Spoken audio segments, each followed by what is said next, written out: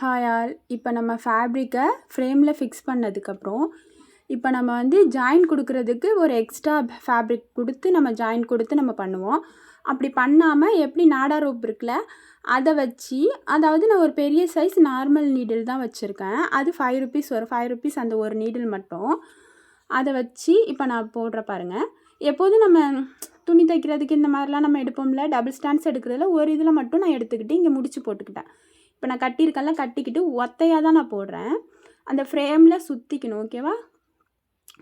நல்லா இப்போ ஒரு தடவை பிடிச்சி இழுத்துட்டு நான் ஃப்ரேம் உள்ளே விட்டு ஒரு தடவை எம்டியாக நான் சுற்றிக்கிறேன் பாருங்கள்.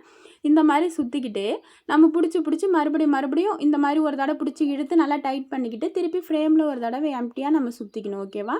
இந்த மாதிரி சுற்றும் போது நம்மளுக்கு இன்னும் நல்ல ஸ்ட்ராங்னஸ் கிடைக்கும். நம்மளுக்கு 3 சைடில் நம்மளுக்கு ஸ்ட்ராங்னஸ் இருக்குது. இப்போ இந்த சைடில் மட்டும்தான் நம்மளுக்கு கொஞ்சம் லூஸாக இருக்கும். இப்போ நம்ம இழுத்து நம்ம டைட் பண்ணதுக்கப்புறம் நான் கடைசியாக நான் தட்டி காட்டுவேன் பாருங்கள்.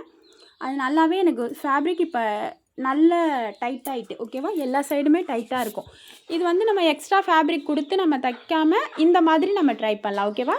இதை மாதிரி பிகினராக இருக்கிறவங்க இந்த மாதிரி ட்ரை பண்ணி பாருங்கள். இப்போ நான் ஃபுல்லாகவே முடிச்சுக்கிட்டேன். ஓகேவா? ஃபுல்லாக அந்த சைடில் கொண்டு போய் நான் அங்கே முடிச்சு போட்டுக்கிறேன். இப்போ எனக்கு நல்லா டைட் ஆகிட்டு. தேங்க்யூ.